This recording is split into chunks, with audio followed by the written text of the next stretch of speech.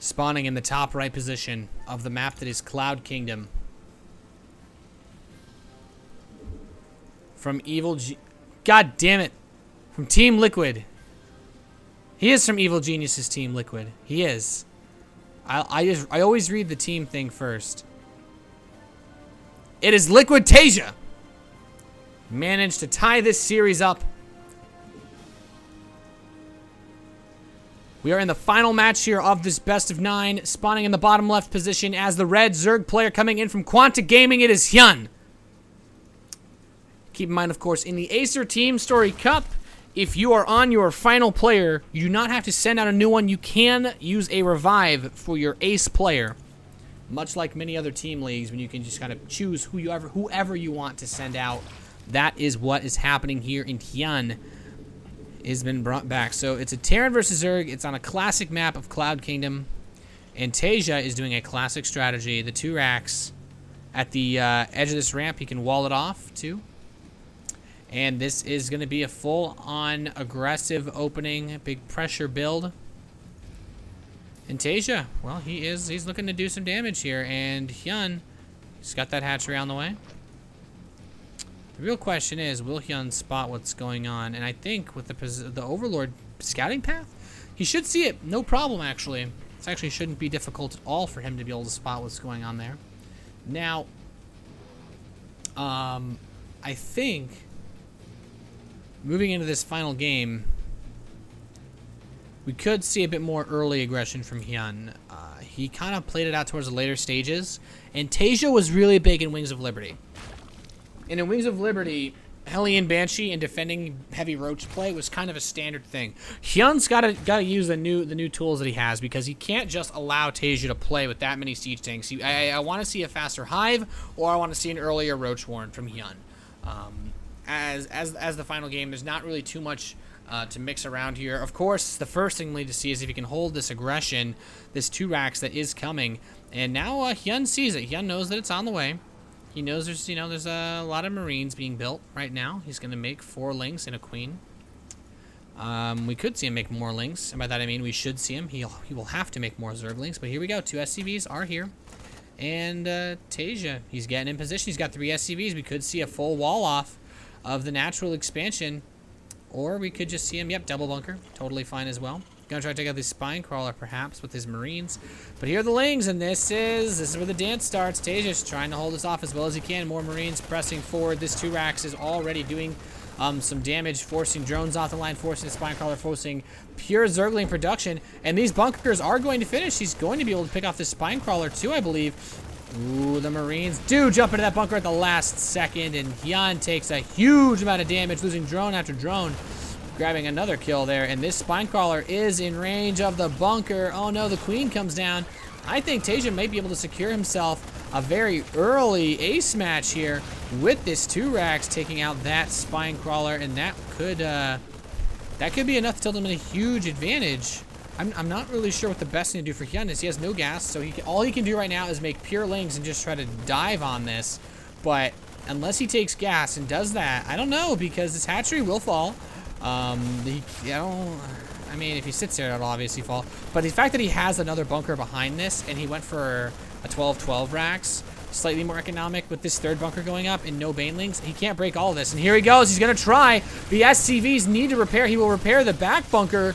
These Marines being actually kept outside of one of the bunkers. He's trying to mess with the aggro here. These Marines jumping out, and all of those Lings die. Taeja doing a phenomenal amount of damage with this 2 racks, building a command center behind this. 12 more Lings are on the way, but at the very least, HyuN got the Marines off of his hatchery. That's pretty much the big thing. HyuN won't lose his hatchery if he can take out these Marines. I still think there's enough Marines being produced and rallied over that Taeja could potentially just force the issue, but it's not a huge deal. He's just trying to jockey for positioning around these Queens and just try to bait them into the bunker's range. Taeja really wants to kill this hatchery, though. That's super important, because as long as HyuN can continue to just work this in, and he has 2 transfuses available, as long as HyuN keeps this base alive, he's got a chance at this game. The Marines get attacked, has to transfuse the Queen. He did not want to transfuse the Queen. He would rather transfuse the spine crawler, But here we go. All the Lings are moving in. The SCVs are actually not on the bunker. The Spinecrawler is trying to burrow. I do not believe that Spinecrawler is in range, but I guess we're about to find out. No, it's a little too far away to hit that bunker. But it doesn't really matter. He just needs to keep the Marines away from killing the hatch. And now HyuN's going to start to drone up quite heavily. He's been behind in drones for a long time. Even after that 7 set, he is still going to be a little bit behind. But you catch up very quickly as Zerg. That's just kind of how Zerg works. The Spinecrawler being hit. And there we go. Now it's going to move into a position where it can hit this bunker. Not too much trouble. And Taeja could dive on it, but I think at this point in the ace match, you want to play a little bit safe. He's secured his expansion. Stim pack has started. He has a factory with Hellions. You can make Hellions now. And once you can start producing Hellions, that's where things get really, really tough here, because then the Lings can't really be good for busting out. And HyuN's still on no gas. So he refuses. He can't be tamed. Taeja will abandon this forward position. He's like, okay, whatever, man. Whatever. Hellions are coming in. He's gonna leave one bunker here though to prevent the creep spread, and I like that. Basically saying, okay, if you're not in range, stop you from spreading creep. I'll be fine. He's gonna trickle these Marines out, check for expansions.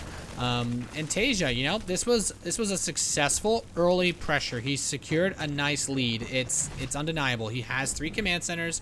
His opponent is only on 2 bases. Is not saturated. And I say saturated. He has enough saturation for minerals, but not enough for gas yet.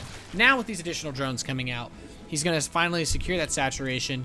But still, very close worker count. And as a Zerg player, that's the last place you want to be versus a Terran like Taeja. And it's just where things get tough. That's pretty much it. So now we have these Lings gonna poke out, and HyuN, damn it, mind some gas, man. This guy's got no Zergling speed like both games in a row. He's just running on slow Lings. Like he thinks that the fact that these are like the Stegosaurus Lings makes them unkillable. But and kind of be fair, Stegosaurus they were kind of like, as far as dinosaurs go, they were like the bitches of the Jurassic era.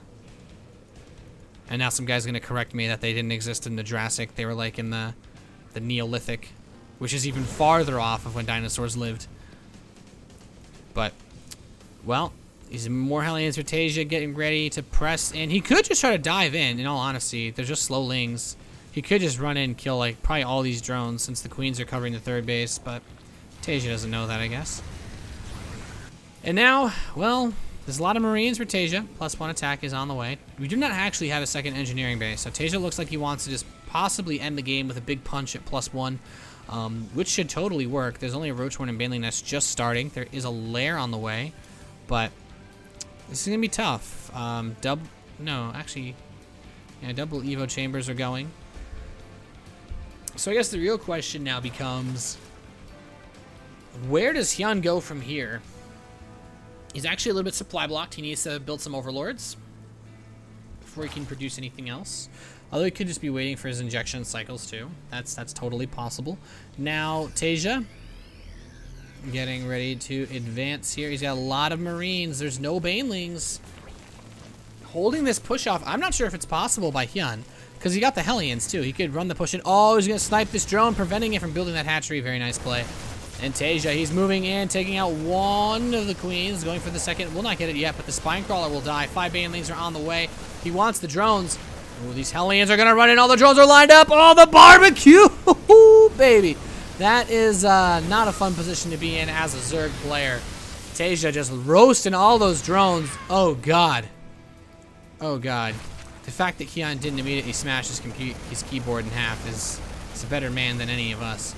And now the double evolution chambers will get picked off, so no upgrades for HyuN as Taeja just presses in. He says, I want to end this game. I want to win this match for TeamLiquid. And HyuN will lose his natural hatchery. HyuN is now locked onto 1 base. And Taeja's just like, yeah, man, I've got 3 bases. I've got 2 engineering bases going now. I have my +1 vehicle weapons even coming in. He's not even making anything that uses vehicle weapons. He's just getting it. We're not seeing the siege tanks of yore. He's going for, you know, the armor helps a lot with those mines, but that's perfectly walled off here. He actually cannot get into Taeja's 3rd base. He'd have to attack, and there's a bunker there with Marines in it. And, well, we know what happens when you build Marines. So third hatchery is being rebuilt. The natural hatchery is being rebuilt. The double evolution chambers are being rebuilt. But I think Taeja could pretty much push out whenever he wants. And he wants. Oh, yes, he wants. So, Taeja now getting ready to get a little frisky here. The Banelings and Roaches want to bust into the third.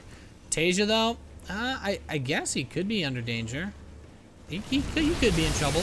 He could lose a lot of SCVs here, I guess, is the big thing. But at this point, does it really matter? GG from HyuN. That is it. Yeah, HyuN sees this giant army press in, just kill everything, and that's game. So, well played by Taeja to secure the ace match here in this best of 9 Team League match between Quantic Gaming and TeamLiquid for the Acer TeamStory Cup, guys. Thank you so much for tuning in. It's been a blast casting all 9 of these games for you, ladies and gentlemen. And really appreciate you guys stopping by. So I totally should just, update that. Liquid 5. So yeah, there you go. Liquid wins 5-4. Thank you guys so much for tuning in. I'm being your caster, Nathanias. Hopefully you enjoyed the casting. I will catch you guys later. But make sure before you leave, follow me on twitch.tv/Nathanias. Follow my YouTube channel for the VODs of this match as well as other VODs. YouTube.com/DarkNathanias. And I'll see you guys next time.